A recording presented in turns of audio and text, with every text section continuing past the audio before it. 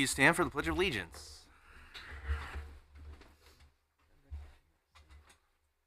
I pledge allegiance to the flag of the United States of America and to the republic for which it stands, one nation, under God, indivisible, with liberty and justice for all. Madam Clerk, would you please do a roll call vote? Sorry. Well, could you please do the roll call, please?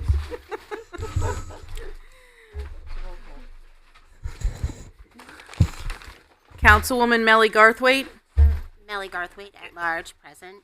Councilman Brian Locks is absent. Councilwoman Ann Heffernan. Councilwoman Ann Heffernan, 1st District, present. Councilwoman Michelle Coletti. Councilwoman Michelle Coletti, 2nd District, present. Councilwoman Sarah Akbarali is absent. Councilman Gary Donovan. Councilman Gary Donovan, 4th District, present. Councilman Edward McMillan. Councilman Edward McMillan, 4th District, present. 5th District. Councilwoman Dawn Callahan. Councilwoman Dawn Callahan, 6th District, present. Councilwoman Catherine Tucker. Councilwoman Catherine Tucker, 7th District, present. Councilman Christopher Vargo. Councilman Christopher Vargo, 8th District, present. Councilwoman Katie Muller is absent. Councilman Steve Johnstone is running a few minutes late. And Chairman Nicholas Pascal. Chairman Nicholas Pascal, present. Okey-dokey, we have a quorum, Mr. Chairman. Okay, we have a quorum. Thank you. We will now enter into public session at 7:04. Would anyone like to speak before the City Council? Please. Oh, I'm sorry. Thank you. Yeah. Yes, ma'am. Thank you. Yes. Just name and address for the record, if you would. My name is Margaret Ashley, 1 Sanford Street, West Haven, Connecticut. And I'm standing because I was here last month. And I was hoping that someone would get in touch with me about the complaints that we have on Sanford Street. And we know you got the money. We haven't heard anything about where the money is going. We would like to know that. We would like to know also, what are you doing for us? I had our Mackie come over to the house, and I showed him everything was wrong. That happened from that water we had back in, I think it was 12. I don't have my pictures in front of me. I had them here last month. I brought them in. The problem that I was speaking on was the city's fault. Mackie has the video. We gave him a video where the storm drain on Daytona Street was clogged. When people started complaining, the city sent somebody out, and we got pictures of him digging to pull the leaves out. So that's the city's fault.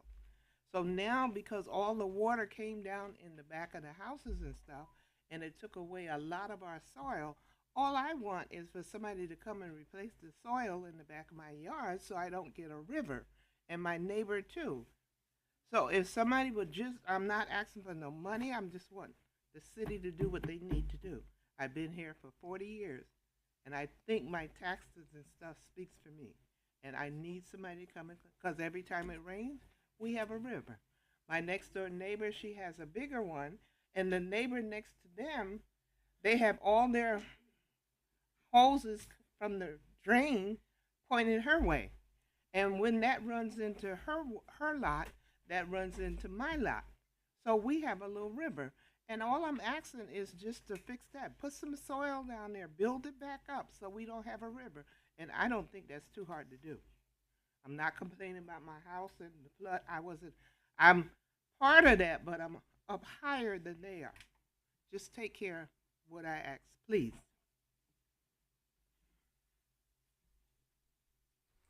Thank you. Sir?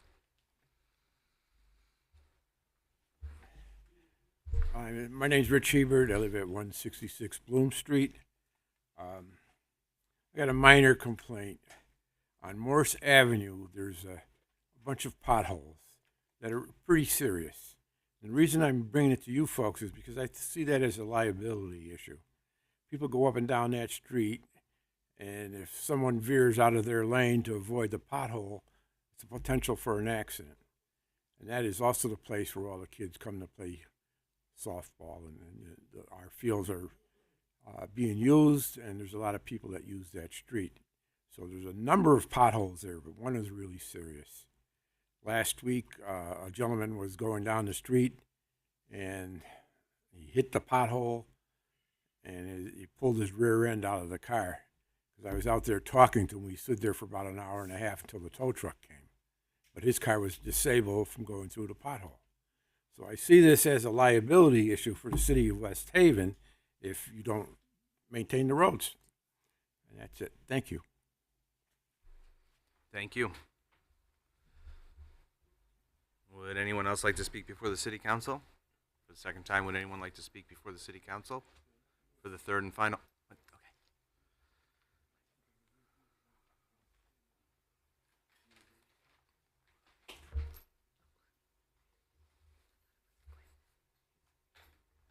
Name and address for the record, please.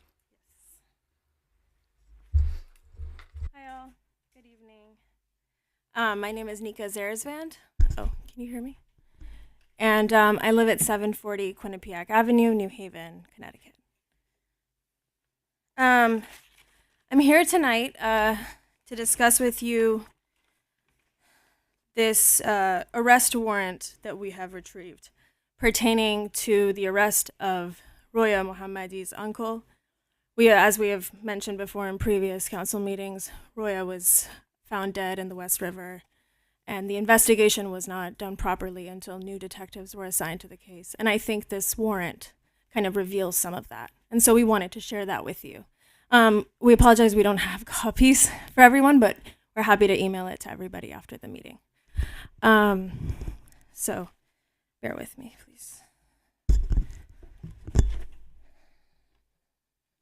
So there are many things I could mention in this warrant, and I think they should all be mentioned, but given the time restraints, I will focus on potentially the most important ones. The first one actually concerns an initiative that you are all taking to increase camera surveillance around West Haven in the interest of public safety. So I just want to address what happened in Roya's investigation with camera footage. So the police were notified of Roya's disappearance on March 2nd. They did not attempt to retrieve video footage in and around her residence until March 7th, when they were told the video footage had been automatically written over after 7 days. Roya was last seen on the night of February 25th at 73 Knox Street by a witness. If any of the detectives had gone to the residence within 3 days of the report of her disappearance, they would have been able to retrieve the video footage of 73 Knox Street of that night. So this is definitely not the first case, right, in which police have had to work with camera footage. I mean, if they're requesting more cameras, it's because they're actually using the footage in the investigation of their cases, right? So I'm a little bit, detectives must have encountered the fact that these have short expiration dates, that not every business is liable to holding that footage indefinitely as the police would, right? So it's important to follow up immediately, knowing that if she had been disappeared, right? Maybe they did not know that her last sighting was the 26th, but if they know that she had disappeared, they should have immediately gone to the residence and requested video footage. I assume this because they are requesting more cameras. I'm assured that you wouldn't sign off on that unless you had evidence to believe that they are actually properly using this footage. So, with the cameras on the beach and other areas, I just want to make sure that we need to ensure that the police actually does its due diligence in recovering the footage in a timely manner. Otherwise, I don't know how this costly project will pay off for West Haven residents. So that's one point I wanted to point out. It's very disappointing. The second one is about an interpreter. The police warrant specifically and explicitly reveals that Sarasi did use an interpreter provided by the witnesses to conduct 3 separate interviews. While he turned down offers from Roya's employer and the FBI for an interpreter. He told the FBI that I'm going to close this case. I don't need an interpreter. And he only conducted 3 interviews. And all of those interviews were with interpreters provided by the witnesses themselves. They were not third party, not verified, not certified interpreters, right? So why wouldn't you extend that same privilege to Roya's family? Why would you not ask them to provide you an interpreter to conduct those interviews? Just as you permitted Roya's aunt and uncle to do so, right? I also want to note that when a couple show up with an interpreter that they know, we can suspect that there's not going to be total privacy, right? Between the information that is shared, and the interpreter is going to be privy to all of that information. And this is going to be important later. So when he turned down the FBI for this interpreter, he had already had access to suspicious inconsistencies in Roya's phone records, which I'm about to go into. He interviewed Roya's aunt and uncle only a month after she was reported dead. So on April 5th. By April 5th, he had already caught Roya's aunt and uncle in a lie about the fact that Roya did not live at their residence. With that information, he applied for access to Roya's phone records. So this is what the phone records show. That there were first of all, that she was at 73 Knox Street, where the aunt and uncle lived, overnight for several days.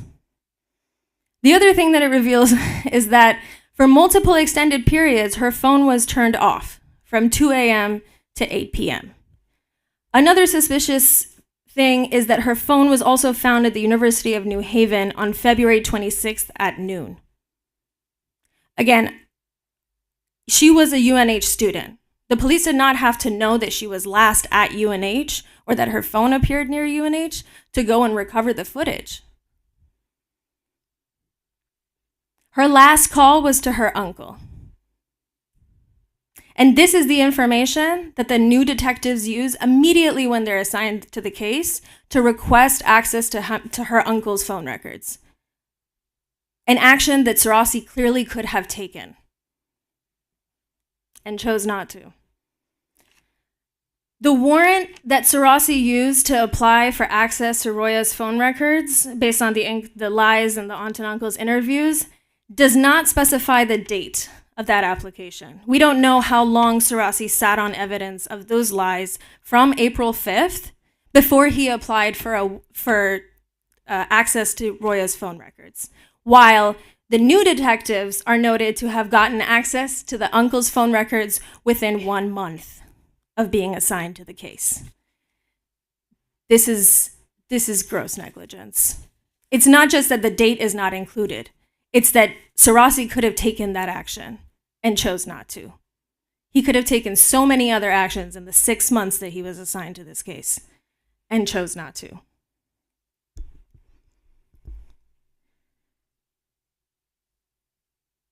So Sarasi had already caught the aunt and uncle in a lie, right? The other lie that it was not just having lived there and then he found that out through the phone records. Roya's aunt had previously stated that Roya did not live at her residence, though she admitted her pillow was in Roya's photo from a month prior to her death. So again, this is something that he knew on April 5th, a month after her death. And he did not apply for access to the aunt's phone records, nor did he apply for access to the uncle's phone records. That happened when the detectives were assigned in November. Unfortunately, the other event that happened in November was that her aunt was killed by a car. She had been walking the streets of Boston Post Road to her residence every single year for the past 7 years that she lived in New Haven. And that night, she was killed by a car. We know if Sarasi had recovered more evidence and made an arrest the way new detectives did with the evidence that Sarasi had already uncovered, Khorshida may have decided to cooperate with the police earlier. She was a critical witness in this case, and potentially the only person who was a first-person witness to her husband's relationship with Roya, as well as the way that her husband abused her. Had Sarasi continued to interview Khorshida with the interpreter provided by the FBI to ensure privacy, she may have revealed that she herself is a victim of domestic violence. Her coworker reported to us that she saw bruises and marks on Khorshida's arms frequently at work, months before Roya's death. Her coworker reported that the night that Khorshida was killed, she had always gotten a ride from her, in previous days. But that night, she insisted on going home earlier by herself. She seemed really stressed out and preoccupied that night. Now, I don't know why this happened. I don't know why Khorshida was killed. But I am confident in saying that we don't know what would have happened if Sarasi had made an arrest earlier, if he had recovered more evidence earlier, if he had pressed Khorshida more. She may have lost confidence in her husband's ability to cover these lies, and she may have cooperated with the police, and that may have saved her life. So this is the outcome. This is the consequence of police negligence. I just want to paint that picture really clearly for y'all, because I'm not just talking about little inconsistencies, and I'm not nitpicking about the police department. 2 women are dead. 2. And I only have confidence that one of their deaths is being investigated, even though they were both victims of domestic violence. And so the other thing that I was going to say is that multiple officers and detectives were involved in this case.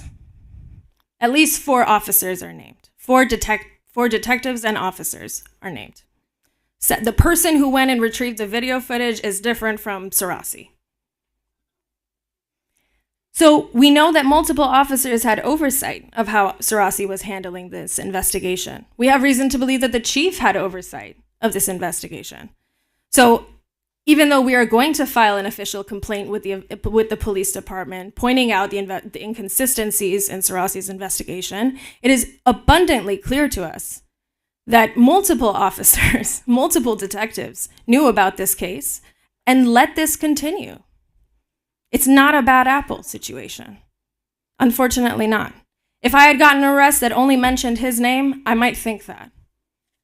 But multiple people could have reported this to Chief Perno. They didn't even have to go to Sarasi. They could have reported it to their chief. And I would hope that for the safety of your residents, that there are accountability measures within the police department that actually check and make sure that that bias within the police department is held accountable for. That when there are 4 detectives assigned to a case and one is not investigating correctly, that the other ones actually follow suit and point that out. They say, why are you turning down the interpreter from the FBI? Why are you not responding to the evidence sent by Roya's fiance?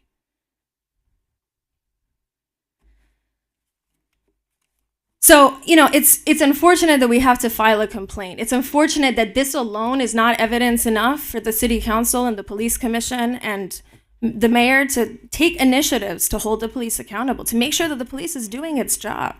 I'm sure that they come here very frequently asking for money and expansion of their programs. They need new vehicles. Heard Chief Perno got a new vehicle. Maybe not. It's fine. But what about women's safety?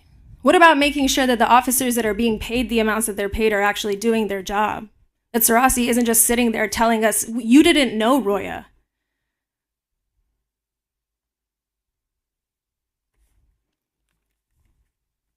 So I really hope that you make this a priority in your meetings, that you put this on your agenda, that you make a committee dedicated to figuring out how we can improve the police department, how we can make sure West Haven is available to immigrant women of color, is available to vulnerable refugees who don't have anyone but their biological aunt who is also being abused by the person that is going to kill them.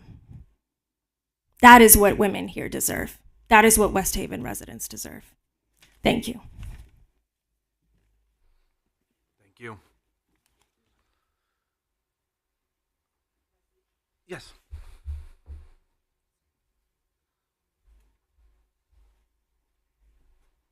My name is Eli Calhoun. I live at 120 Dwight Street in New Haven. Can you hear me okay? Or should I move this up a little bit? Okay. So I moved to the area about 3 years ago when I started working at Integrated Refugee and Immigrant Services in New Haven as a paralegal in the legal department, working on immigration cases. And I want to speak on this case that Nika was just speaking about the death of Roya Mohammadi and Khurshida. A bunch of my former colleagues are following this case really closely. It's extremely disturbing, like what happened and how the police department has handled the investigation. When I read this warrant, it reads like a joke, okay? The amount of time between actions being taken is ridiculous. As a paralegal, I am somebody who is pretty detail-oriented, but it doesn't require being very detail-oriented to read through this and have major concerns about how this investigation was handled. The fact alone of the interpreters, okay, the interpreters being provided by the witnesses in this case, and especially when uncovered that these witnesses in the case had major discrepancies, claiming that Roya wasn't living somewhere where there's clear evidence that she was living at the time, that raises major concerns. Like, even in immigration law, we often use interpreters for, green cards, like those kind of like just usual typical situations that are provided by the people that we're assisting. But whenever they're like tricky situations that come up and you're kind of unsure about somebody's story, you always use an interpreter who has no relationship with the person you're dealing with. That's like not specialized like police knowledge. That's just like, I think most people common sense, right? If you're suspicious of the story that you're getting from someone, you don't want to use and rely on an interpreter who already has a relationship with that person, who that person provided to you. So I think that alone raises like major concerns. But the fact on top of that, that we don't have a date for when Surasi requested like Roya's phone records, which is really consequential because that was based on the finding that there were inconsistencies in Khurshidah's testimony, like lies were exposed there and they wanted to dig deeper. Like, we should know how long it took for that request to be made.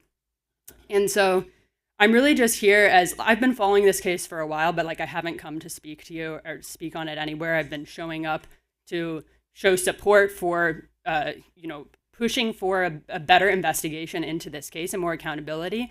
But the fact is that there's been like major wrongdoing already, and some of it can't be undone, right? Like the fact that we don't have that video footage when we clearly could have had it if the police officers had followed up quickly on a suspicious appearance of a dead body of a woman in a river who reported domestic violence against her. Like, that's wild to me. Why, I don't know, to me, I'm just like, why are we paying these people to do such an important job, to take on such a responsibility, who just treat it as if it's, like not important, right? And they have all the time in the world, like you don't. And it's common sense. Anybody who even just like watches any like crime shows or whatever knows that it's very typical for video footage to be erased after like 7 days or something, right? Like it's a matter of urgency that you go and follow up right away and try to get all the footage from wherever you think that person could have been, from the school where she's a student, from near the home where she was staying, from homes of like other people that she was close to where she might have been. That's just like an easy thing to do, and it should be done right away. And so, yeah, I'm just here as a concerned citizen that's like not satisfied at all with the investigation that has happened, with any measures to bring accountability for all the negligence that's been involved in this investigation, to be another voice here, because we've had, some advocates who've been, like Nika has, I think, spoken multiple times here, right? But to show you that other people are following this, other people are, like myself, are very discouraged by what we're finding here, and really losing faith in the system, like really losing faith in the police force to be conducting these investigations. And so I beg you all, in whatever powers that you have, to bring accountability to this police department and to push for a more thorough investigation into the negligence that has occurred here. And I would be happy to speak with any of you about any questions after this. Thank you for your time. Thank you. Sir?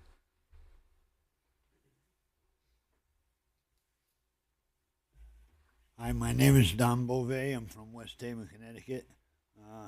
I'm talking on behalf of the people of Savin Rock, the music. And we wanted to, don't mind me, Sir, can I just get your address? 128C Main Street, Thank you. West Haven, Connecticut. I'm sorry about that. Anyways, I'm talking behalf of the West Haven Savin Rock Boardwalk, where the people are asking about music, and it seems that nobody's saying anything about the music yet. And we usually play there every year. And I'm one of the DJs, of course, and I've been playing down there for a long time, say about almost, say 28 years, 30 years, somewhere in there. And I like playing down there, and I do it for nothing, and I do it for the people. And I play good music. I play rock and roll, doo-wop, R&B, all the nice music that people enjoy. And, I just wanted to know if it's a possibility that we can have this music back again. And hopefully you will work on it and help us out. And I will help out the people down there that enjoy it, which they do. And I thank you very much. Thank you. Would anyone else like to speak for the City Council? Ms. Isley?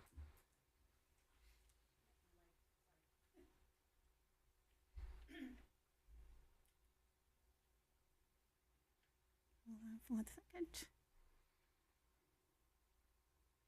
I'm just getting something up and I'll be right with you. Okay. I'm here because I feel very bad about victims. Name and address. Oh, I'm sorry. Dale Isla, 90 Honeypot Road, West Haven, Connecticut. I feel very, very bad about victims. I really do. It really bothers me. I'm going to tell you a story about a husband and a wife. And this husband and wife took their daughter out for supper. And it was a day that it was raining. And they brought him back and they dropped her off. About an hour later, the daughter got a knock on the door because she lived separately. And what happened was, it was a policeman. He said, "Dale, can you come with us?" I said, "Okay." I went over there. There were that husband and wife. They had a crime lab in front of them, their house. People had. What happened was I'm saying my father, but the person had put his car in the garage. The person put a gun to his head. The other person went up and dragged my mother off the toilet, and then they bound him. Every time they asked questions of my mother and she didn't answer, they cut her back. And then they also put a gun to my father's head. And every time he didn't answer, they clicked it to see if they could get a bullet. They did a lot of things to my parents. I will tell you that what happened was, and I'm reading it here, there was a task force. And in the task force, there was New Haven, North Haven, Hamden, West Haven, Milford, Wallingford, Meriden, Brantford, Woodbridge, and Cheshire. My parents weren't the only ones. It was an 18-man task force. There was also FBI agents and the state police.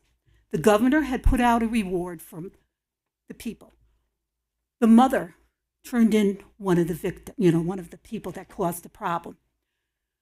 We watched on TV to see this with the SWAT team. And this husband told his wife and his daughter, "I'll be there." He didn't make it. He died. He didn't make it. We follow this up, but I will tell you one thing. I am 100% for the police. They did everything they possibly could for my parents. Some crimes never get solved. Some crimes do. They did everything. The one desire that my father always had was that he had a grandson. That was his one big thing. I couldn't have children. So my husband and I adopted. We adopted minorities. And I love my kids. And I even say that because we have all nationalities. I have never said anything about anybody, and anybody could check. My best friends, it doesn't matter to me what you are. It matters to me what's in your heart. That's what really matters. And as I said, that one desire that he had, and I'm going to tell you, when my son came home, he came home on my father's birthday. The one thing that he wanted, my father did not see. He came home on his birthday. And yes, we talk about immigrants. My husband is from Germany. He is a dual citizen. His uncles and all have green cards.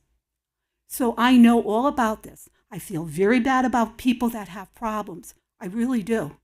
It really hurts me. But I can tell you that my mother, as long as she lived, she barricaded the door and she lived in fear. But I'm going to tell you, the police, the governor, and everybody were 100% for, and they worked, they investigated, they did everything. I am 100% for the police. They did everything they could. And as I said again, I'm going to end. Some crimes never get solved. Some do. My parents' crime was solved because a mother turned him in for a reward. That's it. Thank you. Would anyone else like to speak before the city council? All right, before we close this out, we do have a letter we have to read into the record.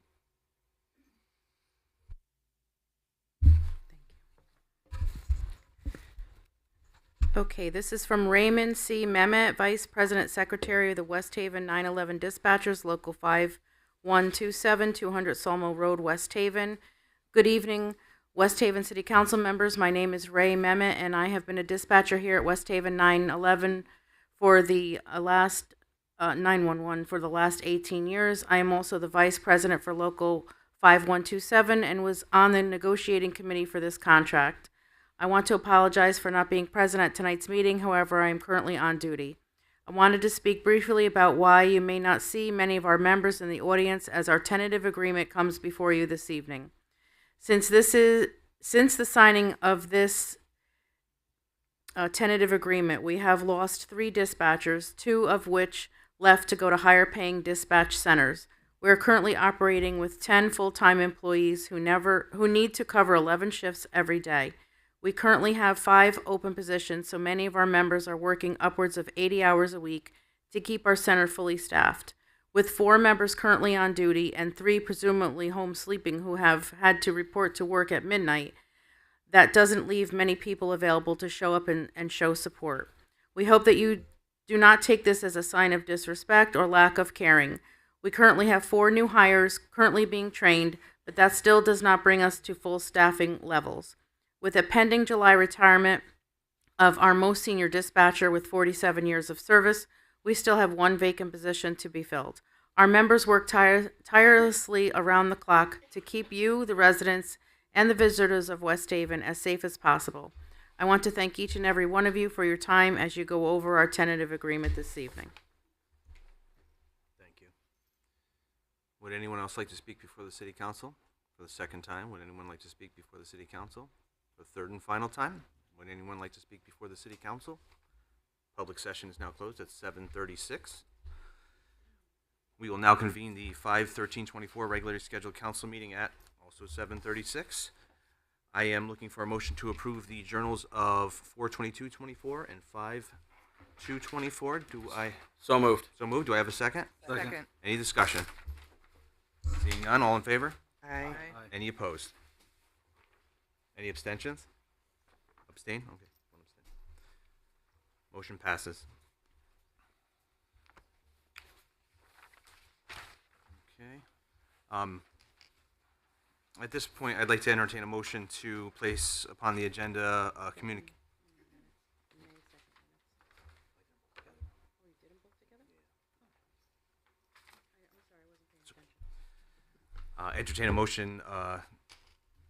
entertain a communication.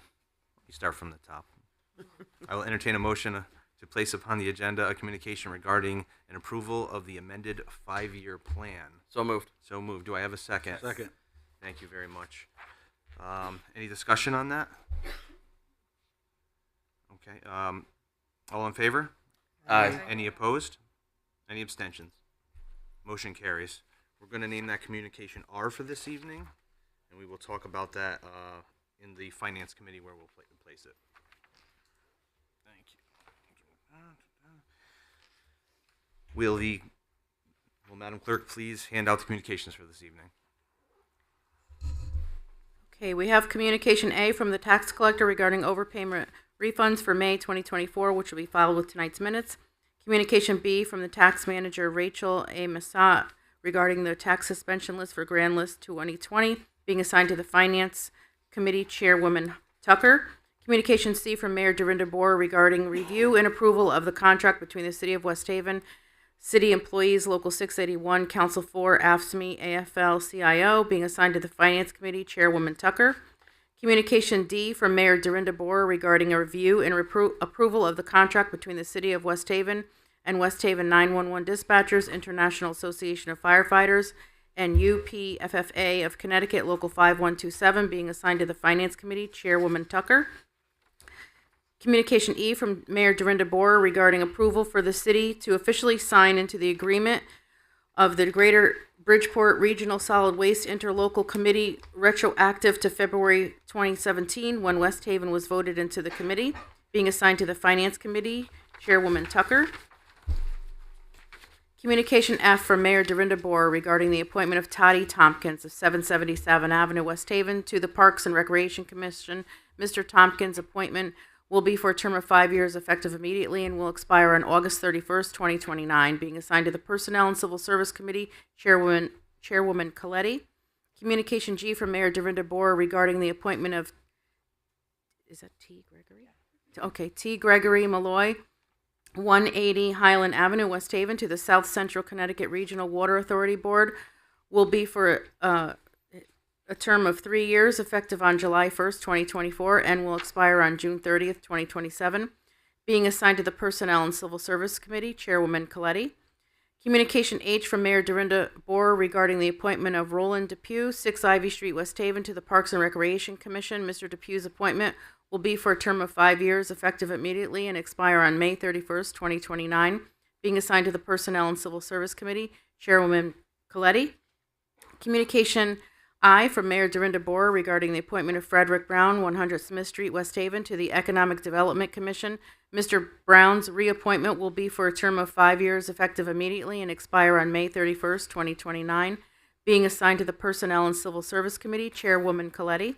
Communication J from Mayor Dorinda Boer regarding the appointment of Kevin Corcoran, 96 Milton Avenue, West Haven, to the Allingtown Fire Commission alternate panel. Mr. Corcoran's appointment will be for a term of 5 years, effective immediately, and will expire on January 31st, 2029, being assigned to the Personnel and Civil Service Committee, Chairwoman Coletti. Communication K from Mayor Dorinda Boer regarding the appointment of Richard Burney, 79 Rockefeller Avenue, West Haven, to the Parks and Recreation Commission. Mr. Burney's reappointment will be for a term of 5 years, effective immediately, and expire on May 31st, 2029, being assigned to the Personnel and Civil Service Committee, Chairwoman Coletti. Communication L from Mayor Dorinda Boer regarding the appointment of Joseph Mahone, 106 Ivy Street, West Haven, to the Inland Wetlands Agency. Mr. Mahone's appointment will be for a term of 5 years, effective immediately, and expire on May 31st, 2029, being assigned to the Personnel and Civil Service Committee.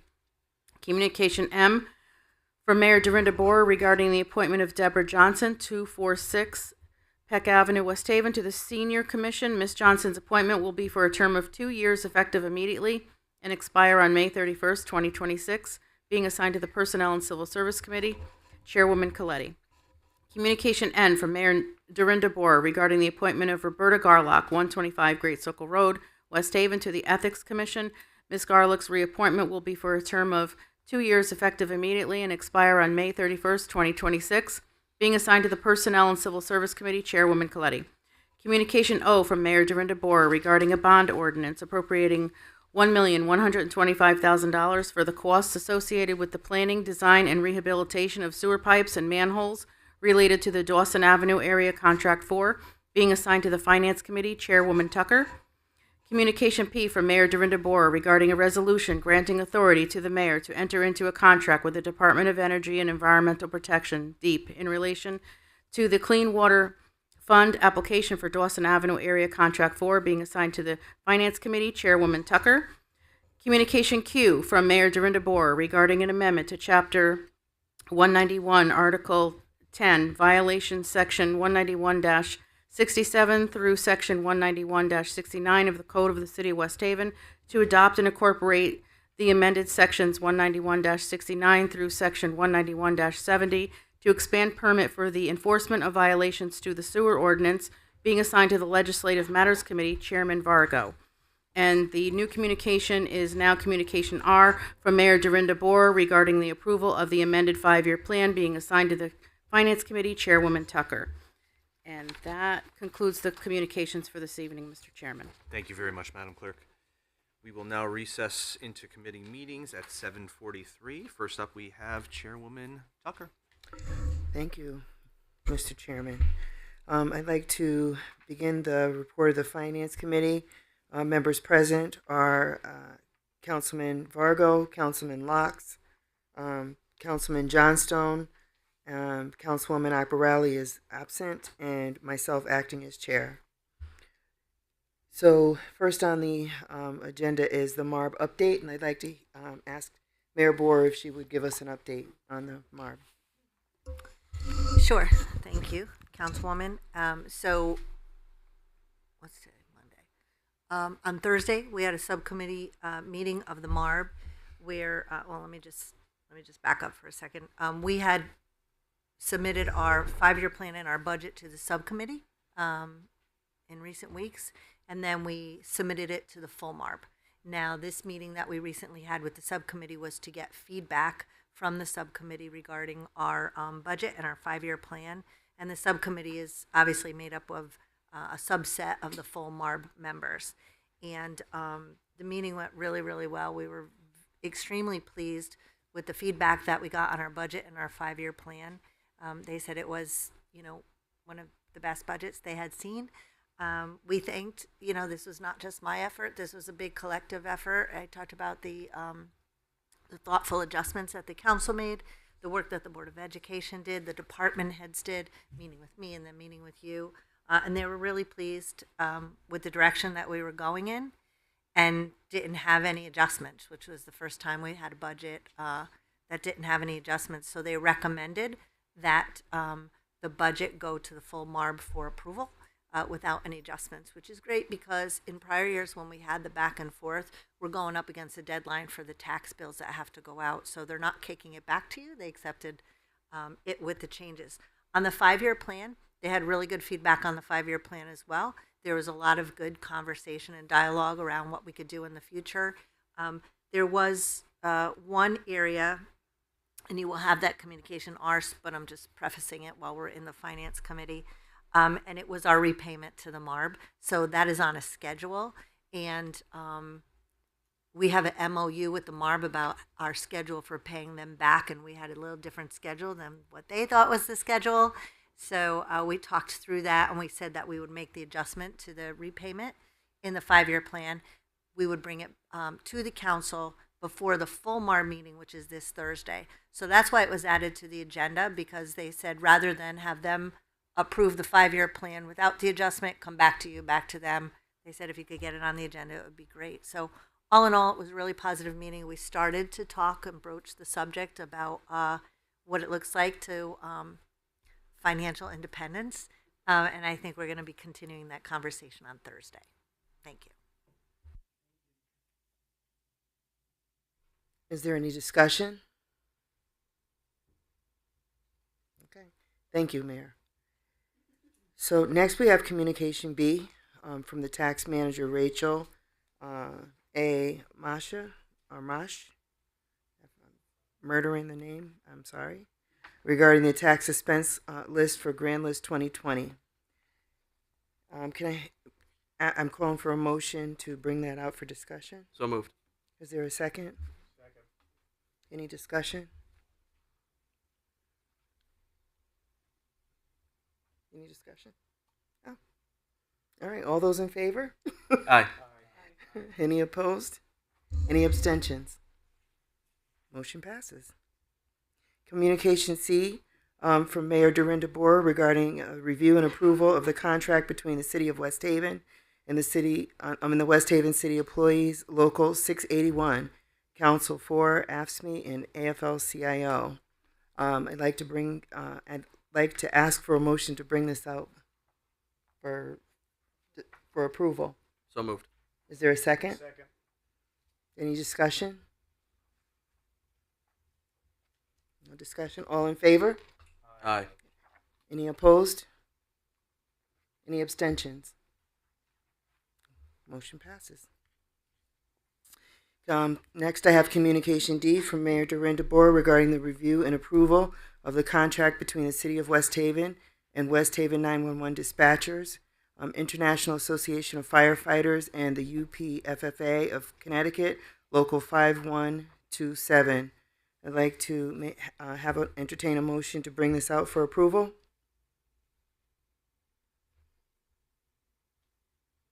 So moved. Is there a second? Second. Any discussion?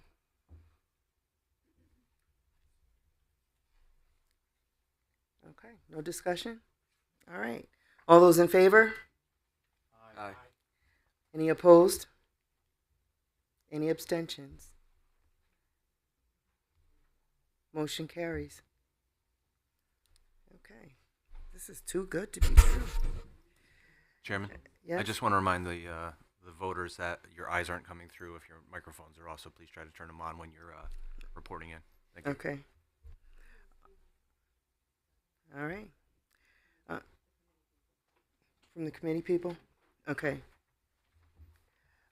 So Communication E from Mayor Dorinda Boer regarding approval for the city to officially sign into the agreement, the Greater Bridgeport Regional Solid Waste Interlocal Committee, retroactive to February 2017, when West Haven voted into the committee.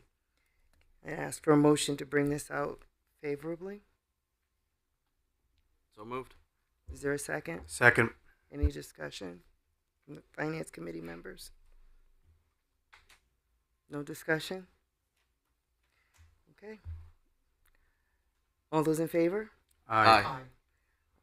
Any opposed? Any abstentions? Motion carries. All right, next on the agenda is Communication O from Mayor Boer regarding a bond ordinance appropriating $1,125,000 for the costs associated with the planning, design, and rehabilitation of sewer pipes and manholes related to the Dawson Avenue area, Contract 4. I'd like to make a motion to bring this out of committee, or should we just call for a public hearing? Okay, so I'm going to ask for a public hearing for this to be discussed in maybe March 27th, the next meeting? May 27th or 28th? Oh, 28th. The 28th? All right. Do I have to ask for a motion to do that, or we're just going to hold it until then?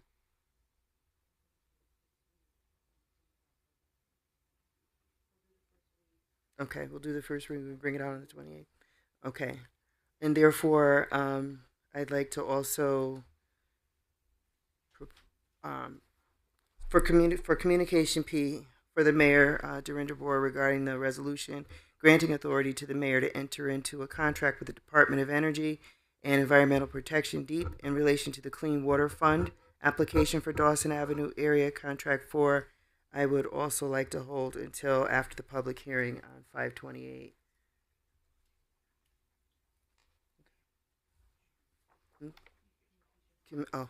Communication R, my goodness. All right, and lastly is Communication R from Mayor Dorinda Boer regarding the 5-year budget plan and recommendations from the MARB, and we're going to bring this out for discussion or approval. Okay, bring this out for approval. May I have a motion? So moved. Is there a second? Second. All those in favor? All those in favor? Aye. Any opposed? Any abstentions? Motion carries. And that concludes the meeting of the Finance Committee at 8:57, 7:57. We're done. Thank you very much. 7:50, whatever. 7:53. Thank you very much. That brings us to legislative matters. Chairman Vargo. Thank you, Mr. Chairman. The time is 7:53, and your Committee on Legislative Matters now in session. Committee members present are Councilman Locks, Councilwoman Tucker, Councilwoman Coletti, Councilman Johnstone, and myself acting as chair.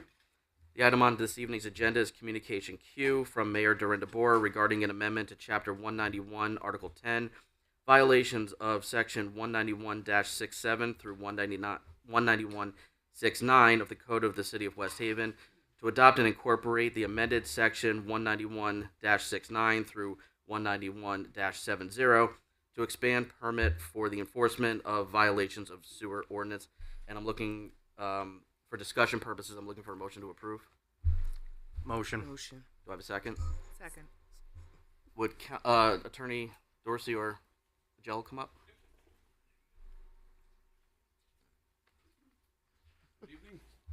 Good evening.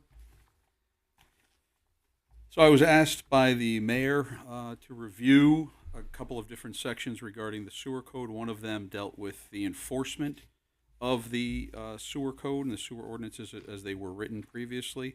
In reviewing them, we believe that they could have been expanded a little bit and added some definitions to help the enforcement with the WPCA and the Sewer Commission to enforce existing laws. So what we did is, in the easiest way to kind of approach this whole thing was kind of just to scrap the existing ordinance that we had and to define and expand on what we wanted included. So that's why in the request you'll see the existing sections 191-67 through 191-69 deleted, and in its place the new sections that are being requested. What these do is they eliminate the prior versions which lacked specificity in issuing notices. It also includes an appeal process, which the previous section did not have. It also identifies who can enforce the ordinances, and it provides language to hold city employees and the city liable for any damage to users or citizens' properties when an employee goes on their property to do inspections. Is the language in the new 191-68, 69-70, is that our language, or are we mirroring state statutes like we did for the blight ordinance? We're mirroring state statutes, and we're mirroring other towns that have basically better, more enforceable ordinances than we had. Okay, the only two questions I had Yep. on the appeals, section 70. So the director of the WPCA is going to issue a violation notice, and then they appeal to the WPCA, or do they appeal to the commission? You would appeal to the WPCA, and then if you didn't like the way that the WPCA ruled on that particular, you're entitled to a hearing, right? So the director would come out, let's say he cites you for a violation at your property. You have 15 days to correct that violation, or you could appeal to the WPCA. If you are not satisfied with the WPCA's decision in that matter, you can then appeal that to the Superior Court. So it doesn't go before the commission, it goes to the authority itself? Correct. Do you know who within the authority is going to be the hearing officer? Do we need a hearing officer? I believe I don't think we need a hearing officer right now. We have a hearing officer appointed. It would probably utilize the same hearing officer we have for other site issues, things like that. Okay. And then my last question, there's similar language in 68 and 69 that essentially says that somebody from the WPCA shall be permitted to enter all properties. Can you explain how that would work and how to make sure that the rights of the owners of those properties are going to be protected? Sure. So anytime that the director of the public WPCA has a complaint or reason to believe that there's a violation going on, they have the ability to go onto the property now, obviously, to inspect and investigate whether that complaint is valid or not. They don't have to give prior notice. We have had issues with, I think, more right now with specific commercial properties, more so than residential, with respect to violations that are difficult to enforce. So this would help us kind of tighten it up to enforce those violations.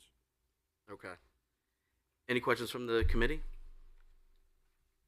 Councilwoman Tucker? The process involved if you have to enter a dwelling of someone. Do they have that? Like, so does this approval kind of like override or work together with what would be necessary to enter a dwelling? I think to enter a dwelling, we would have to, obviously, there'd be a notification of the homeowner, and we would need permission and authorization. I think a lot of this deals, again, with exterior of properties and sewage connections and sewage drains and what's flowing from a particular property into our sewage system, which can all be done, I think, externally. So everything you're talking about is external. It does not. It doesn't include entering. If there was a requirement where one of the investigators had to go into a property, we would have to do so, I believe, with the approval of the owner. Otherwise, we'd have to get a court order, probably. Well, that's what I'm asking. Yeah. You'd have to work with the courts to be able to enter a dwelling. Okay. Thank you. Any other questions from the committee? Any questions from the council? Mayor? Thank you, Councilman. I just want to, first of all, thank Mike, Attorney Agello, for working with us on this. This is about us collecting fees for those who violate the WPCA work that we do. So, for example, if there's a business on Campbell Avenue and they are not flushing out their system properly, we have a compliance officer that has to go out there, has to snake the line, has to investigate, has to maybe replace something on our end because of what that business did. Then that business does it again, and then that business does it again, and we have a lot of repeat commercial violators, and we're not charging for that. So this is really putting that structure in place like we did with the blight fines, to allow our compliance officer to charge a fee, give a notification that we are going to charge the fee, giving them an appeal process to allow for them to challenge that fee. But at the end of the day, we need to start collecting money for those who are not following proper protocol when it comes to their sewage release. Thank you, Mayor. Any other questions or comments? Seeing none, thank you, Attorney Jello. We're going to need a public hearing on this, so I'm going to ask the first and the second to rescind. I rescind my second.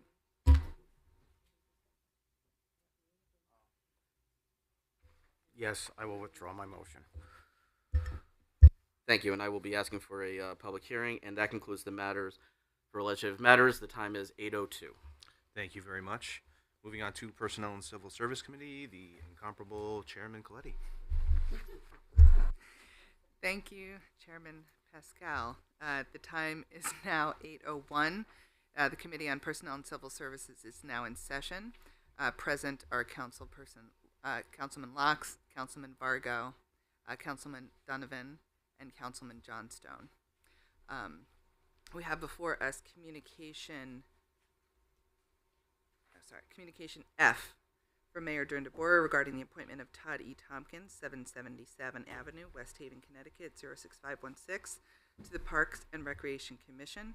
Mr. Tompkins' appointment will be for a term of 5 years, effective immediately, and will expire August 31st, 2029. I would like to, I'm looking for a motion. I'd like to bring this out favorably. Motion. Second. Thank you. Any thoughts or discussion? Okay. Within the committee, any thoughts or discussion outside of the committee? Mayor? Sure. So thank you for this consideration of this reappointment. Todd Tompkins has been serving on the Park and Recreation Commission for several years. He's has been very involved in youth sports. He's very fair, he's very dedicated, and his willingness to continue to serve in this voluntary role and help with our recreational, to oversee the parks, but also our recreational activities for all ages in this community is commendable, and I recommend he be reappointed. Thank you. Thank you, Mayor. With that, all in favor? Aye. Any opposed? Any abstentions? Motion passes. Congratulations, Mr. Tompkins. We move on to Communication G from Mayor Duran DeBoer regarding the appointment of T. Gregory Malloy, 180 Highland Avenue, West Haven, Connecticut, 06516, to the South Central Connecticut Regional Water Authority Board. Would be for a term of 3 years, effective on July 1st, 2024, and would expire on June 30th, 2027. I'm looking for a motion to bring this out favorably. Motion. For a second? Second. Thank you. Any discussion within the committee? Any discussion from council? Mayor? Thank you, Councilwoman. T. Greg Malloy, better known as Greg Malloy, has been serving in this regional water district role since 1996. So he's been very dedicated and makes all the meetings. This water district is comprised of 20 different municipalities within the region, and he represents us well. He brings back all the information that we need to know, but also carries our information back. He's a great liaison, and also helps us with some nonprofit funding with some funding for some issues that we need to do in the city. He's our connection to the water company. So I would highly recommend him because his his history and his experience and his knowledge is valuable to the region as a whole. Thank you for your comments, Mayor. With that, all in favor? Aye. Aye. Any opposed? Any abstentions? Okay, motion passes. Congratulations, T. Gregory Malloy. Okay. Move on to Communication H from Mayor Duran DeBoer regarding the appointment of Ronald Depew of 6 Ivy Street in West Haven, Connecticut, 06516, to the Parks and Recreation Commission. Mr. Depew's appointment will be for a term of 5 years, effective immediately, and expire on May 31st, 2029. I'd like a motion to bring it out favorably. So moved. Looking for a second? Second. Thank you. Any discussion within committee? Any discussion from council? Mayor? Thank you, Councilwoman. Roland Depew is a new appointment to the Park and Recreation Commission. He is a member of the Rotary. He's a member of Project Hope. He's a member of the West Haven Food Policy Council. So he's a great volunteer in our community, but he also has a lot of great history and talent with respect to youth activities in our community. And I think he's going to be a really great addition to this board and commission, and I would highly recommend him to be appointed. Thank you, Mayor. With that, all in favor? Aye. Any opposed? Any abstentions? Motion passes. Congratulations. Communication I from Mayor Duran DeBoer regarding appointment of Frederick Brown, 100 Smith Street, West Haven, Connecticut, 06516, to the Economic Development Commission. Mr. Brown's reappointment will be for a term of 5 years, effective immediately, and expire on May 31st, 2029. I'd like a motion to bring it out favorably. Second. Okay. Thank you. Any discussion within the committee? I'd just like to say very quickly that I've been the liaison to economic development, and Mr. Brown has been not only very attentive, but had a lot of great contributions to the commission in the short time that I've gotten to know him, and he's very consistent, and he's just a wonderful person. So with that, any discussion outside of the committee? Thank you, Councilwoman. I would highly recommend Mr. Brown, who happens to be sitting in the audience, and if you recognize him, he's sitting in the audience for every council meeting, because that's how dedicated he is to seeing the city move forward and our contributing towards our city government. So we really appreciate the value that he brings to the table. He is very involved in helping, the Economic Development Commission. Its role and mission is not only to promote new business to our city, but also to work on retention as well. So he has a lot of great ideas on small businesses. We're working on a small business forum together. And I think he's a great reappointment, and I highly recommend him. Thank you. Thank you. Thank you, Mayor. With that, all in favor? Aye. Aye. Any opposed? Any abstentions? With that, motion passes. Congratulations, Mr. Brown. We'll move on to Communication J from Mayor Duran DeBoer regarding the appointment of Kevin Corcoran of 96 Milton Avenue, West Haven, Connecticut, 06516, to the Allentown Fire Commission alternate panel. Mr. Corcoran's appointment will be for a term of 5 years effective immediately and will expire on January 31st, 2029. Like a motion to bring it out favorably? So moved. Second? Second. Thank you. Any discussion within committee? Any discussion, council as a whole? Mayor? Thank you, Councilwoman. Kevin has been serving as an alternate on the Fire Commission, the Allentown Fire Commission, for the previous 5 years, and he's been very fair in his participation and his contributions towards the commission, the work of the commission.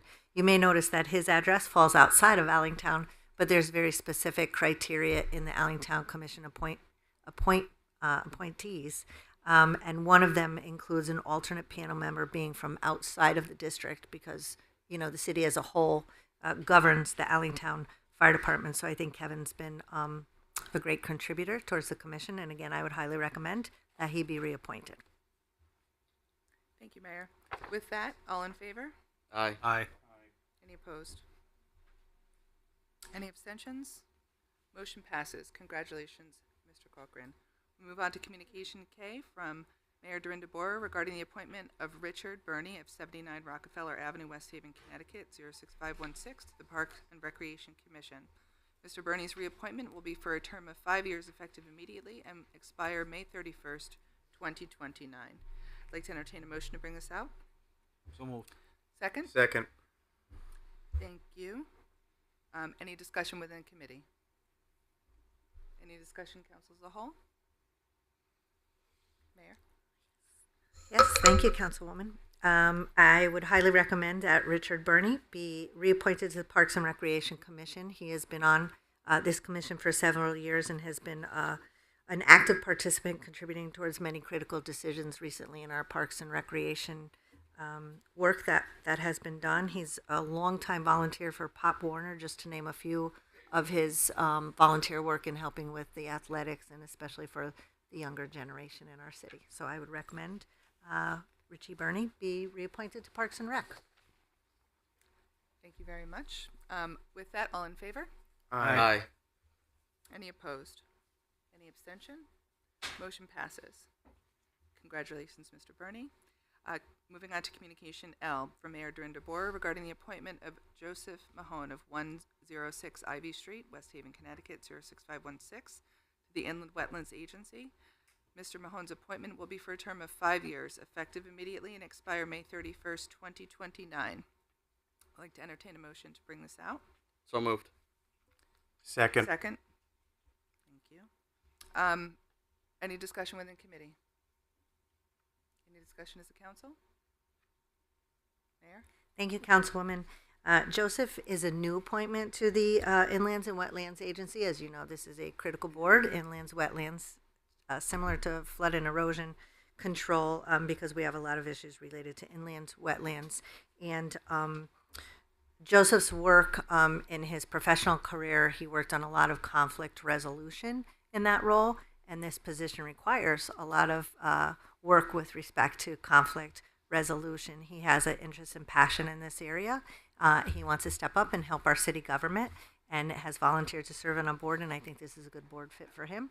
So I highly recommend that he be appointed to this board. Thank you, Mayor. With that, all in favor? Aye. Aye. Any opposed? Any abstentions? Motion passes. Congratulations, Mr. Mahone. Moving on to Communication M for Mayor Dorinda Borer regarding the appointment of Deborah Johnson of 246 Peck Avenue, West Haven, Connecticut, to the Senior Commission. Ms. Johnson's appointment will be for a term of 2 years, effective immediately, and expire May 31st, 2026. I'd like to entertain a motion to bring it out favorably. So moved. Second? Second. Thank you. Any discussion within committee? Any discussion, council as a whole? Mayor? Thank you, Councilwoman. So this is for the Senior Commission, and this has been a bit of a difficult commission to fill. So I'm very grateful that Deborah has stepped up to volunteer on this commission. She has a long history. She worked at Sikorsky for many years, but during that time on a parallel track worked in a lot of volunteer organizations, including food pantries, human rights, financial hardship committees, and has worked with the senior population. And for someone to be on this commission and be able and to be familiar with the resources that need to be available and be able to communicate and educate our senior population on what those resources are, Deb's going to be able to bring to the table. So I would highly recommend her to the appointment for the senior commission. Thank you, Mayor. With those comments, all in favor? Aye. Aye. Aye. Any opposed? Any abstentions? Motion passes. Congratulations, Mrs. Johnson. Moving on to communication N for Mayor Dorinda Boer regarding the appointment of Roberta Garlock of 125 Great Circle Road in West Haven, Connecticut, 06516, to the Ethics Commission. Ms. Garlock's reappointment will be for a term of 2 years, effective immediately, and expire May 31st, 2026. Entertain a motion to bring it out. So moved. Thank you. Second? Second. Thank you. Any discussion within committee? Councilman Vargo. Thank you. I just want to say that I served with Ms. Garlock on the Board of Ethics for about a year and a half. She is very even-keeled. She is very neutral in her thinking, which is required on that board. It's 100% nonpartisan. When we get those complaints, it doesn't matter what political party you're on.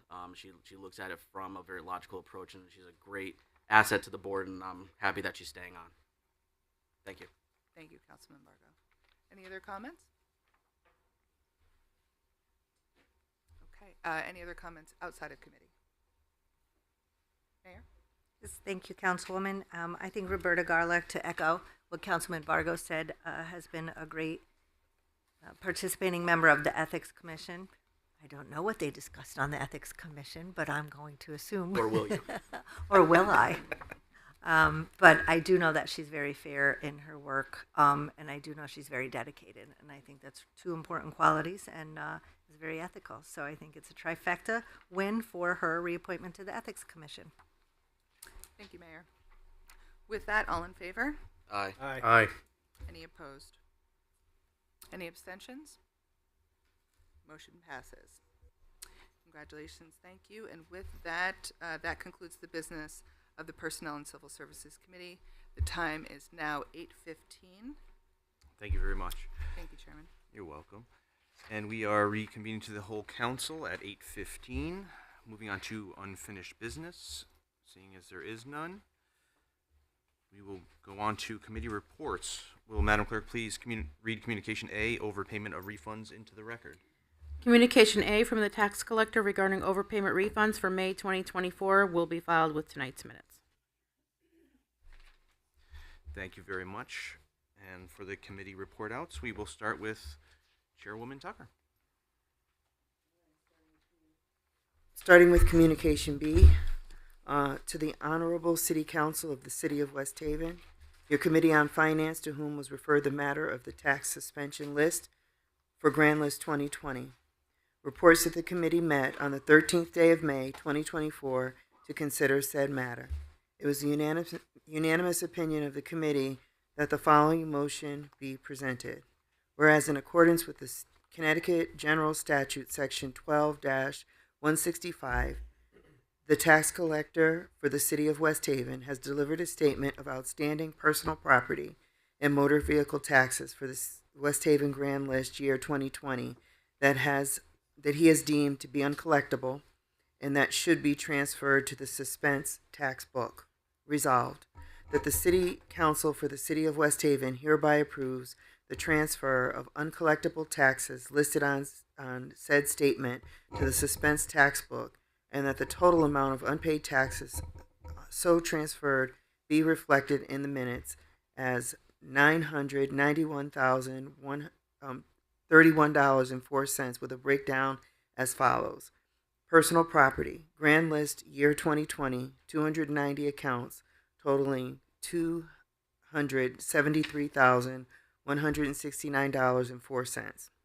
And then the motor vehicle Grand List year 2020, there's 2,131 accounts totaling $548,393.76. Supplemental motor vehicle Grand List year 2020, 731 accounts totaling $169,400 $468.24. And you so move? And I so move. Perfect, thank you. I have a motion to approve a matter regarding the tax suspense list for the grand list of 2020. And do I have a second? Second. Thank you. Any discussion on that? Seeing none, all in favor? Aye. Aye. Any opposed? Any abstentions? Motion carries. I have Communication C to the Honorable City Council of the City of West Haven, your Committee on Finance, to whom was referred the matter of the review and approval of the contract between the City of West Haven and West Haven City Employees Local 681, Council 4, AFSCME, and AFL-CIO. Reports that the committee met on the 13th day of May 2024 to consider said matter. It was the unanimous opinion of the committee that the following be presented. Whereas, pursuant to the provisions of Connecticut General Statute Section 7-467, to the City of West Haven and employee representatives of West Haven City Employees, Local 681, Council 4, AFSCME, AFL-CIO, engaged in collective bargaining and arrived at a tentative agreement for an employee contract to expire on June 30th, 2026, which agreement has now been reduced to writing. And whereas, pursuant to the provisions of Connecticut General Statute Section 7-474, the proposed written agreement has now been submitted to the West Haven City Council for its approval. Now, therefore, be it resolved that the City Council of the City of West Haven hereby approves and authorizes the city to enter into the agreement between the City of West Haven City Employees Local 681, Council 4, AFSCME, and AFL-CIO. Further resolved, Dorinder Boer, as mayor of the City of West Haven, is authorized and directed to execute and deliver any and all documents related to this resolution on behalf of the City of West Haven, and to do and perform all acts and things which she deems to be necessary or appropriate to carry out the terms of such documents, including but not limited to executing and delivering all agreements and documents contemplated by such documents. The undersigned further certifies that Dorinder Boer now holds the office of Mayor of City of West Haven, and she has held that office since December 3rd, 2023. And I so move. Thank you. I have a motion to approve a matter regarding the approval of the contract between the City of West Haven and West Haven City Employees Local 681, Council 4, AFSCME, AFL-CIO. Do I have a second? Second. Any discussion? All in favor? Aye. Any opposed? Any abstentions? Motion carries. Moving on to Communication D, to the Honorable City Council of the City of West Haven, your Committee on Finance, to whom was referred the matter of the review and approval of the contract between the City of West Haven and West Haven 911 Dispatchers, International Association of Firefighters, and UPFFA of Connecticut, Local 5127, reports that the committee met on the 13th day of May 2024 to consider said matter. It is the unanimous opinion of the committee that the following be presented. Whereas, pursuant to the provisions of Connecticut General State Statute 7-467, the City of West Haven and employees representative of West Haven 911 Dispatchers, International Association of Firefighters, and UPFFA of Connecticut, Local 5127, engaged in collective bargaining and arrived at a tentative agreement for an employee contract to expire on June 30th, 2026, which agreement has now been reduced to writing. And whereas, pursuant to this provision of Connecticut General Statutes Section 7-474, the proposed written agreement has now been submitted to the West Haven City Council for its approval. Now therefore be it resolved that the City Council of the City of West Haven hereby approves and authorizes the city to enter into the agreement between the City of West Haven 911 Dispatchers, International Association of Firefighters, and UPFFA of Connecticut, Local 5127. Further resolved, Dorinder Boer, as mayor of the City of West Haven, is authorized and directed to execute and deliver any and all documents related to this resolution on behalf of the City of West Haven, and to do and perform all acts and things which she deems to be determined as necessary or appropriate to carry out the terms of such documents, including but not limited to executing and delivering all agreements and documents contemplated by such documents. The undersigned further certifies that Dorinda Bohr now holds the office of Mayor of City of West Haven, and she has held that office since December 3rd, 2023, and I so move. Thank you. I have a motion to approve a matter regarding the approval of the contract between the City of West Haven and the West Haven 911 Dispatchers, International Association of Firefighters, and UPFFA of Connecticut, Local 5127. Do I have a second? Second. Any discussion? All in favor? Aye. Aye. Any opposed? Any abstentions? Motion carries. So Communication E to the Honorable City Council of the City of West Haven, your Committee on Finance, to whom was referred the matter of the review and approval of the agreement of the Greater Bridgeport Regional Solid Waste Interlocal Committee retroactive to February 2017, reports that the committee met on the 13th day of May 2024 to consider said matter. It is the unanimous opinion of the committee that the following be presented. Resolved, that the City Council of the City of West Haven hereby approves and authorizes the city to enter into an agreement with the Greater Bridgeport Regional Solid Waste Interlocal Committee to allow the City of West Haven to be a committee member retroactive to a vote by the committee on February 24th, 2017. Further resolved, Dorinda Bohr, as mayor of the City of West Haven, is authorized and directed to execute and deliver any and all documents related to this resolution on behalf of the City of West Haven, and to do and perform all acts and things which she deems to be necessary and appropriate to carry out the terms of such documents, including but not limited to executing and delivering all agreements and documents contemplated by such documents. The undersigned further certifies that Dorinda Bohr now holds the office of Mayor of the City of West Haven, and she has held that office since December 3rd, 2023, and I so move. Thank you. I have a motion to approve a matter regarding the approval for the city to officially sign into agreement of the Greater Bridgeport Regional Solid Waste Interlocal Committee retroactively. Do I have a second? Second. Any discussion? Sir? Thank you, Chairman. Yeah, is there anybody could speak on here about this? I issue? believe we have Mr. Spryer. Thank you, sir. And want you look bored. I know. Sorry. So close. So close. It's okay. What can I do for you? Yeah. So, can you just explain why Sure. this is brought up So, again? this is the garbage interlocal committee that we're part of. Helps us negotiate our tipping fees down. We were voted into the committee in 2017, and we never signed the agreement. We've been receiving the benefits.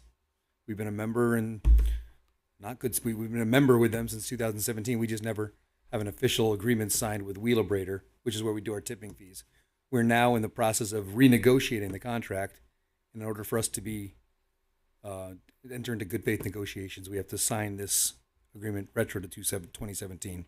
There's no fiscal impact. There's no anything. This is just so we can still be a member of the consortium while renegotiating our tipping fees. Yeah, that was going to be my next question. Is that so? Doesn't affect us. We've been. No, it's good for us. I mean, been our, good, our correct. tipping fees are going to, outside of this, they'd be about $102. They'll be $85 with the interlocal. Right. So that's But what we're just negotiating. for the public's sake, I mean, being in this group does help. That saves us money because Correct. You got the group of towns that are involved, and then so Right. Yeah, brings we the tonnage we benefit to from us. like Bridgeport and Right. Fairfield and Milford and Stratford's tonnage, so gives us a lower rate. Thank you, sir. You're welcome. Thank you, Chairman. Thank you. Any other questions for Mr. Spryer? Thank you, Mr. Spryer. Welcome. All right. No other discussion? All in favor? Aye. Aye. Any opposed? Any abstentions? Motion carries.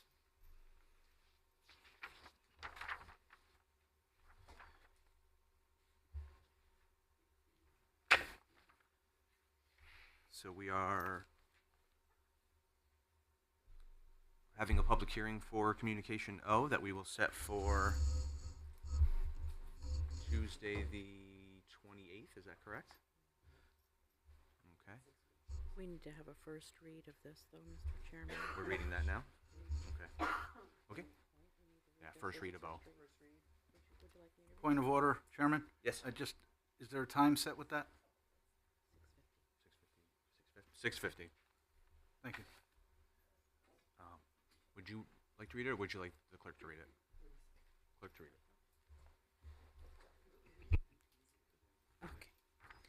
So this is a summary of the communication O as the first read. The public hearing, again, will be May 28th at 6:50. And the summary is an ordinance appropriating $1,125,000 for the costs associated with the planning, design, and rehabilitation of sewer pipes and manholes related to the Dawson Avenue Area Contract 4 in the West Shore portion of the city, and authorizing the issuance of $1,125,000 in bonds of the city of West Haven to meet said appropriation, and pending the issuance thereof, the making of temporary borrowings for such purpose. Proposed bond ordinance provides for the following: appropriates costs and approves any combination of bonds, notes, and state clean water fund obligation and grants in a maximum amount of $1,125,000 plus costs of issuance to finance the planning, design, and rehabilitation of sewer pipe and manholes related to the Dawson Avenue Area Contract 4 in the West Shore portion of the city. Authorizes the mayor, the finance director, and the treasurer, the bond committee, to sell any bonds and notes in a competitive or negotiated offering. Authorizes bonds to be issued pursuant to the terms of the city trust indenture. Authorizes the bond committee to take all necessary actions in connections with the issuance of bonds, notes, and clean water fund obligations, including actions relating to the tax-exempt nature of the bonds and notes, the reimbursement of prior city capital expenditures, and those needed to satisfy post-issuance disclosure obligations. Authorizes the mayor, the finance director, and any other duly authorized city officials to apply for grants for the project. And that's a summary of the bond ordinance.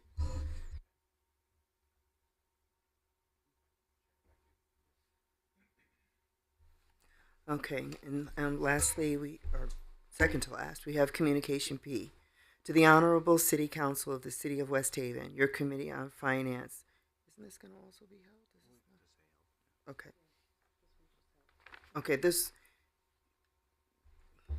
Communication P will be held for public hearing May 28th, 2024. What time?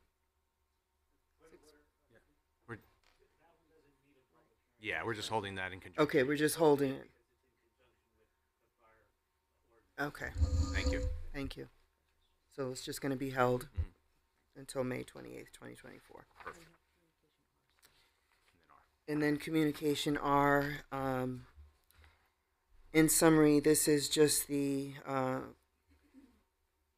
communication associated with the change that was requested by the MARB to be, okay. Do I have that? Yeah, would you read it?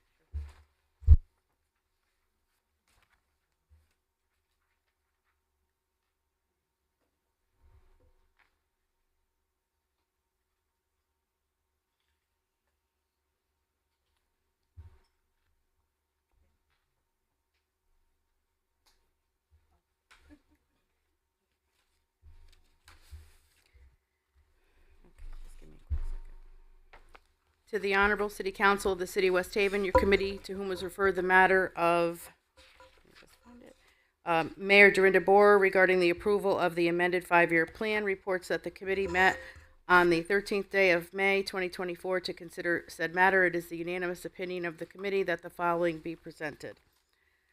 Resolved that the City Council of the City of West Haven hereby approves an amended 5-year plan to reflect the following changes from the 5-year plan originally approved on May 2nd, 2024, noting that these changes will not affect fiscal year mill rate calculations made in the 5-year plan as originally approved. 1. An increase in the fiscal year 2024 forecast amount from $600,000 to $1,449,473. 2. An elimination of the $249,473 from MARB payments in fiscal year 2029. And 3, an increase in the fiscal year 2029 unallocated contingency amount from $960,000 to $1,209,000, $209,473. And the undersigned further certifies that The Dorinda Boer now holds the office of mayor, and that she has held the office since December 3rd, 2023, and that said term will continue until December 7th, 2025. Thank you very much. So we have a motion to approve a matter regarding an update to the 5-year plan. Do I have a second? Second. Thank you. Any discussion? Sorry, David. I know you're sitting there with your patriotic socks, but I just didn't know if, just for clarity purposes, if you wanted to comment on any of this since you're here. I'd be happy to answer any questions. It's pretty clear. We extended the payments to 29, which should have been through 28. So as the mayor stated already, we had a different schedule than the MARB did, and the MARBs agreed with the MOA, so we're just adjusting it for that. We found a way to do it without affecting the mill rate. That's all I have. Thank you, Chairman. Thank you, David. Thank you. Any other discussion? Sure. Thank you, Mr. Chairman. I just wanted to be, I neglected in the beginning when we were talking about finance to introduce our new finance director. But fortunately, we haven't had a lot of robust discussions because everything seems to be going smoothly. But I didn't want to go any more time throughout the agenda without acknowledging Michael Gormany. And I'm sure you will be seeing much more of him in the upcoming meetings. And we want to thank David for really, toeing the line for the last year. Thank you, David. Thank you, Madam Mayor. Welcome, Michael. All right. Any other discussion? All in favor? Aye. Aye. Any opposed? Any abstentions? Motion carries. Moving on to legislative matters. Chairman Vargo. Thank you, Mr. Chairman. Before the Legislative Matters Committee was Communication Q from Mayor Dorinda Boer regarding an amendment to Chapter 191, Article 6 violations, Section 191-67 through 191-69 of the Code of the City of West Haven, to adopt and incorporate the amended Sections 191-69 through 191-70 to expand permit for the enforcement of violations to the sewer ordinance. And at this time, I would like to read a summary of the ordinance change. An amendment to Chapter 191, Article 10, violations, Section 191-67 through Section 191-69 of the City Code of the City of West Haven, to adopt and incorporate the amended Sections 191-69 through 191-70 to expand and permit for the enforcement of violations to the sewer ordinance. The proposed amendment provides for the following. Eliminates the prior version of the ordinance, which lacks specificity in issuing a notice of violation and an appeals process, identifies the appropriate individuals who can enforce the ordinance, includes a process for appealing a violation, and provides language to hold the city employee and the city liable for any damage to the user's property in the course of an inspection. And this time, Mr. Chairman, I request a public hearing on May 28th at 6:55. Okay, I think that's doable. All set? Thank you, Mr. Chairman. You're welcome. Thank you. Moving on to Personnel and Civil Service. Chairwoman Colletti. Thank you, Chairman. Okay, we have Communication F to the Honorable City Council of the City of West Haven, your Committee on Personnel and Civil Service, to whom is referred the matter of the appointment of Todd E. Tompkins, 777 Avenue, West Haven, Connecticut, 06516, to the Parks and Recreation Committee. Reports that the committee met on the 13th day of May, 2024, to consider said matter. It is the unanimous opinion of the committee that the following motion be presented. Resolved. The City Council of the City of West Haven hereby approves the appointment of Todd E. Tompkins of 777 Avenue, West Haven, Connecticut, 06516, to the Parks and Recreation Commission. Mr. Tompkins' appointment will be for a term of 5 years, effective immediately, and will expire on August 31st, 2029, and I so move. Thank you very much. I have a motion to approve a matter regarding the reappointment of Todd E. Tompkins. Do I have a second? Second. Any discussion? Seeing none. All in favor? Aye. Any opposed? Any abstentions? Motion carries. Thank you, Chairman. Moving on to Communication G. To the Honorable City Council of the City of West Haven, your Committee on Personnel and Civil Service, to whom was referred the matter of the appointment of T. Gregory Malloy of 180 Highland Avenue, West Haven, Connecticut, 06516, to the South Central Connecticut Regional Water Authority Board, reports that the committee met on the 13th day of May, 2024, to consider said matter. It is the unanimous opinion of the committee that the following motion be presented. Resolved, the City Council of the City of West Haven hereby approves the appointment of T. Gregory Malloy, 180 Highland Avenue, West Haven, Connecticut, 06516, to the South Central Connecticut Regional Water Authority Board, which would be, there's a little typo there, which would be for a term of 3 years effective on July 1st, 2024, and will expire June 30th, 2027, and I so move. Thank you. I have a motion to approve a matter regarding the reappointment of T. Gregory Malloy. Do I have a second? Second. Any discussion? Seeing none, all in favor? Aye. Any opposed? Any abstentions? Motion carries.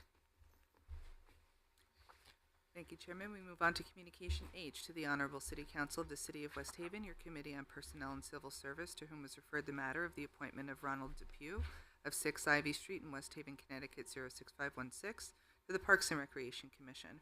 Reports that the committee met on the 13th day of May, 2024, to consider said matter. It is the unanimous opinion of the committee that the following motion be presented. Resolved, the City Council of City of West Haven hereby approves the appointment of Ronald Depew, 6 Ivy Street, West Haven, Connecticut, 06516, to the Parks and Recreation Commission. Mr. Depew's appointment will be for a term of 5 years effective immediately and expire on May 31st, 2029, and I so move. Thank you very much. I have a motion to approve a matter regarding the appointment of Roland Depew. Do I have a second? Second. Thank you. Any discussion? All in favor? Aye. Any opposed? Any abstentions? Motion carries. Thank you. I want to apologize if I said Ronald instead of Roland. I think I transposed the letters, so I apologize. We all know who you were talking about. Okay. All right, Communication I, to the Honorable City Council of the City of West Haven, your Committee on Personnel and Civil Service, to whom was referred the matter of the reappointment of Frederick Brown of 100 Smith Street, West Haven, Connecticut, 06516, to the Economic Development Commission. Reports that the committee met on the 13th day of May, 2024, to consider said matter. It is the unanimous opinion of the committee that the following motion be presented. The City Council of the City of West Haven hereby approves, resolved. The City Council of the City of West Haven hereby approves the reappointment of Frederick Brown of 100 Smith Street, West Haven, Connecticut, 06516, to the Economic Development Commission. Mr. Brown's reappointment will be for a term of 5 years effective immediately and expire on May 31st, 2029, and I so move. Thank you very much. I have a motion to approve a matter regarding the reappointment of Frederick Brown. Do I have a second? Second. Perfect. Any discussion?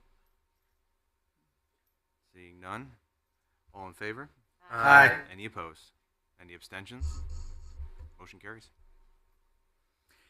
Thank you. We move on to Communication J, to the Honorable City Council of the City of West Haven, your Committee on Personnel and Civil Service, to whom was referred the matter of the appointment of Kevin Cochran of 96 Milton Avenue, West Haven, Connecticut, 06516, to the Allentown Fire Commission alternate panel. Reports that the committee met on the 13th day of May, 2024, to consider said matter. It is the unanimous opinion of the committee that the following motion be presented. Resolved, the City Council of the City of West Haven hereby approves the appointment of Kevin Cochran of 96 Milton Avenue, West Haven, Connecticut, 06516, to the Allentown Fire Commission alternate panel. Mr. Cochran's appointment will be for a term of 5 years effective immediately and will expire on January 31st, 2029, and I so move. Thank you very much. I have a God bless you.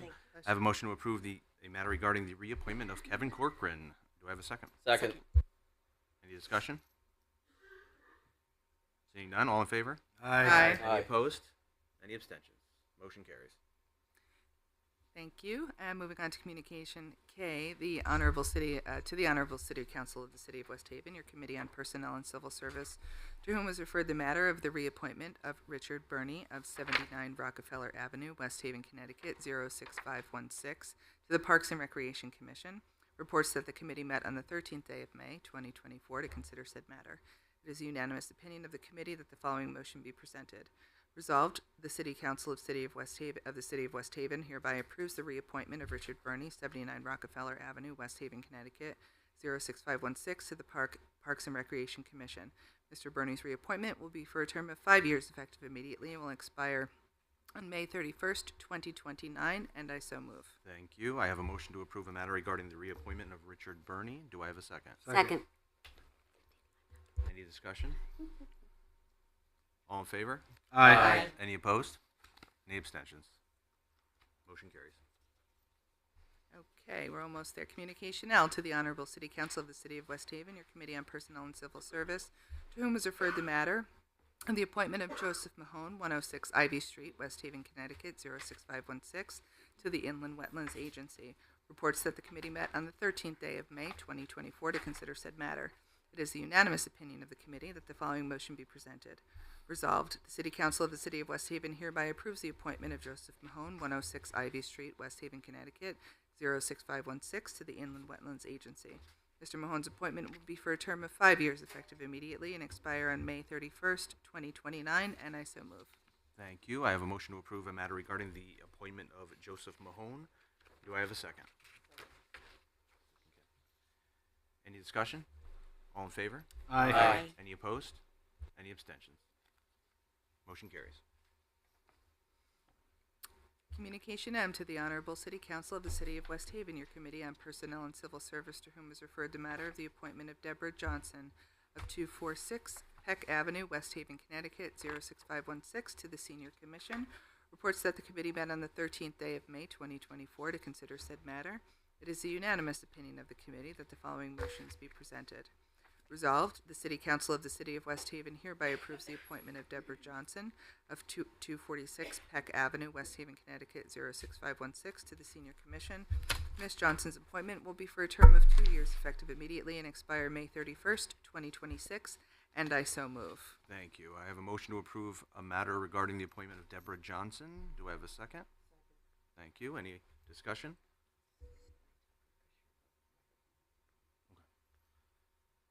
All in favor? Aye. Any Aye. opposed?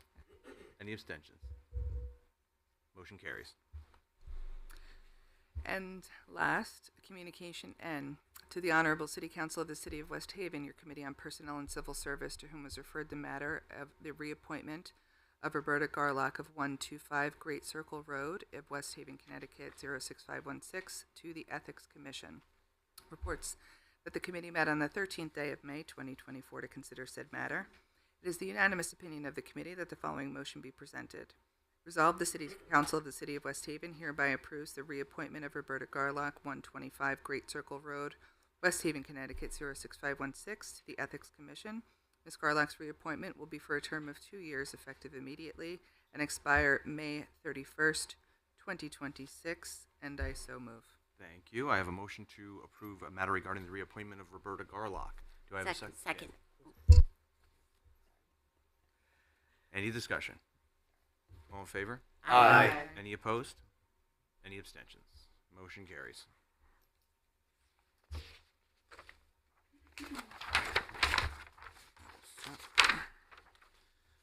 Okay, moving on to action on ordinances previously presented. We have none. Do any liaisons have reports from the council? Councilwoman Garthwaite? I just have one little thing to mention, which I usually mention, is that it's the third week now for the West Haven Animal Shelter bottle and can sort, 9 a.m. to 12 p.m. on Saturday, the 18th. For anybody that wants to join in. Thank you for doing that last time, Councilwoman Callahan and Councilwoman Mueller. Thank you. Thank you very much. Any other liaison reports? Councilwoman Callahan? Yeah, I know that we have a continuing cleanup coalition going on around town, and a lot of good stuff going on. So I'm sure that folks out there, if they're interested, can find out on the website as well.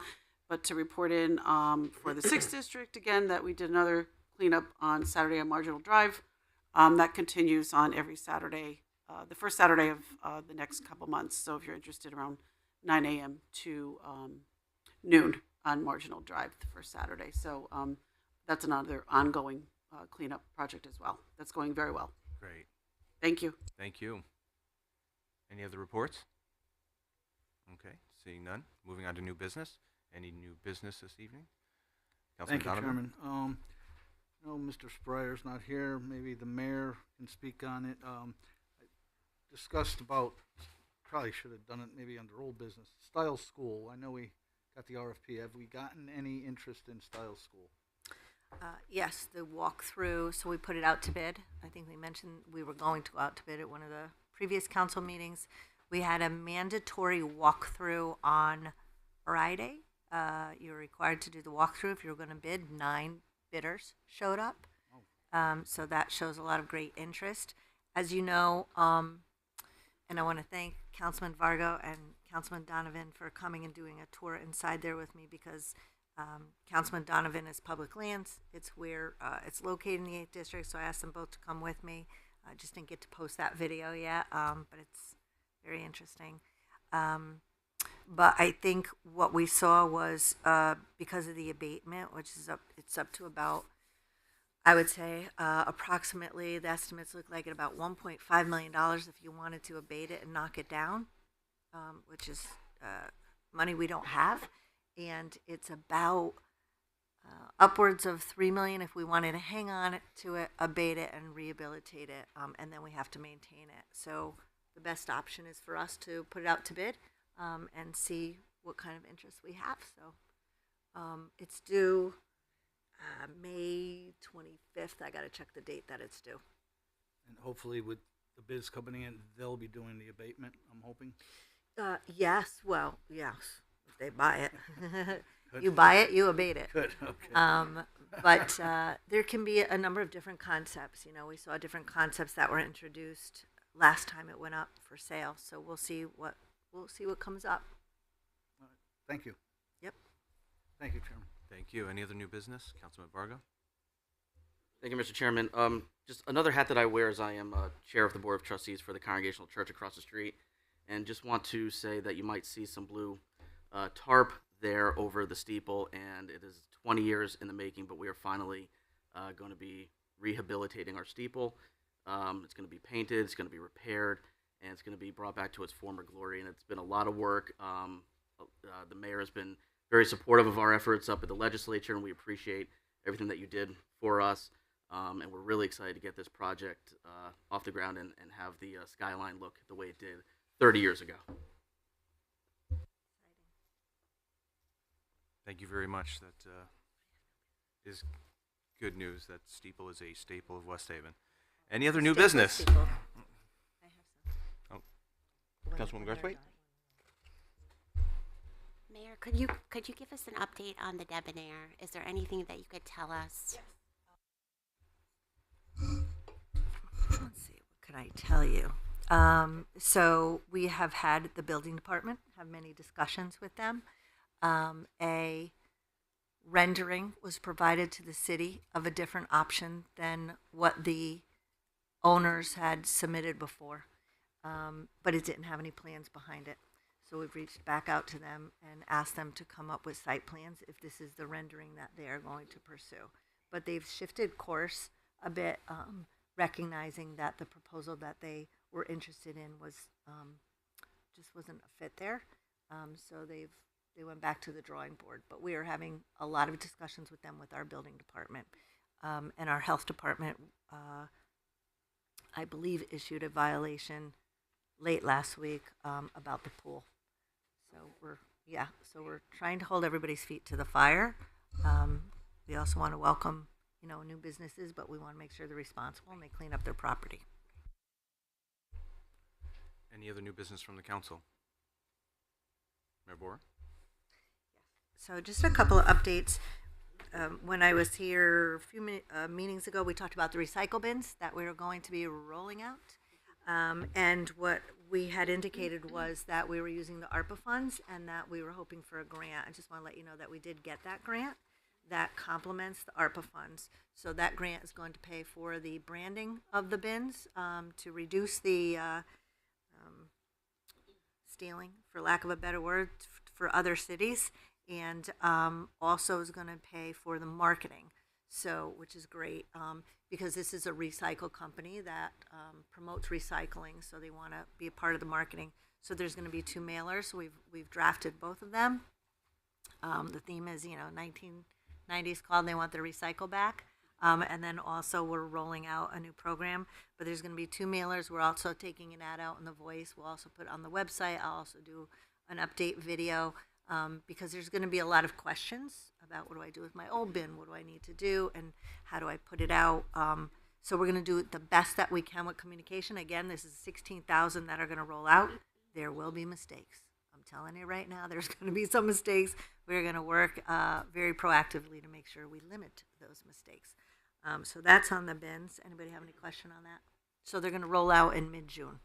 We're going to do it almost by district, but the company that rolls them out has kind of mapped it out the way it works for them.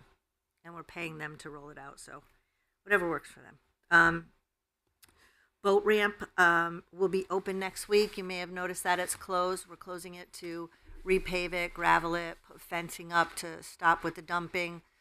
We're also going to put the paid parking program down there for non-residents, and with the paid parking program comes the camera to identify the license plates, but that's also going to help us with activity down there. Put up new signs, we ordered new banners, just kind of giving it a really big facelift because it's needed it. Also, we have another cleanup downtown this Saturday morning at 8:30. It's being held in conjunction with my office, the Rotary.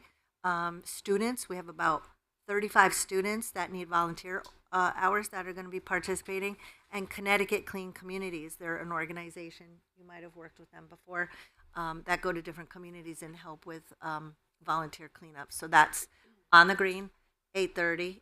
There'll be refreshments, and the Rotary is going to be helping to steer that. This Wednesday, we are sold out for Italian American event. As I think I mentioned that this is a Italian American regional event that rotates from city to city. This year, West Haven is the host of this event, which will be a festival in October. A small, I don't want to say a small festival. It's different than the festival we've had in the past. The Italian American Festival we used to have on Campbell Avenue. This is an abbreviated version because of the time of year, right? It gets cold at night. But the kickoff is Wednesday night, and we're honoring Mark Consorti, who is a teacher at the high school. He is our Grand Marshal. And also Celia Pinsey, who has helped many families in the community. She's getting the Laura Luzzi Award, but really excited to see that it sold out. And that's a testament, I think, to the two of them. And what else do I have to say? And that's it for now. Any other new business? Seeing none, I'll entertain a motion to adjourn. Do I have a second? Second. All right, all in favor? Any opposed? Aye. Any abstentions? Any discussion? Motion carries.